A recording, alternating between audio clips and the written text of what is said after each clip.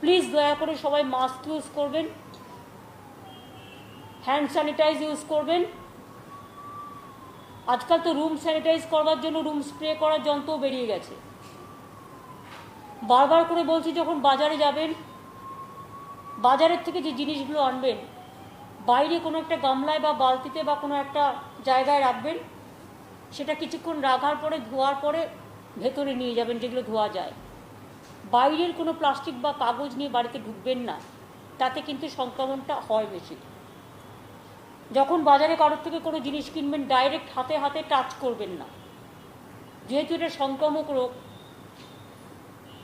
Physically ডিস্টেন্সিংটা maintain করতে হবে। বারবার চেষ্টা করবো আমরা হাতটা ধুয়ে নেওয়া অথবা হাতে স্যানিটাইজ করা। এমনকি আমি তো একটা রেখে দিই সবসময় নিজের কাছে, হ্যান্ড স্যানিটাইজার। যখন কোথাও বসি আমি সেটাকে একটু স্যানিটাইজ করে নিই। তার কারণ কে এসে বসছে কোন চেয়ারে আমরা তো জানি না, নিজেদের জন্য রাখা উচিত। তারপরে যদি হয় হবে, কিন্তু কথা হচ্ছে সচেতনতাটা তো মানতে হবে। গ্লাভস ইউজ করবেন বাইরে গেলেই। জিনিসপত্র কেনার সময় গ্লাভস ইউজ করে হাতে না নিয়ে, পয়সাটাও ধরুন আপনি গ্লাভস পরে যদি দিলেন,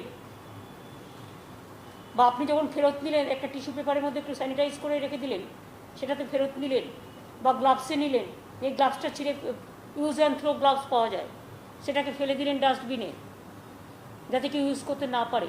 সেগুলো কিন্তু আপনাদের প্রোটেকশন দেবে অনেকটাই।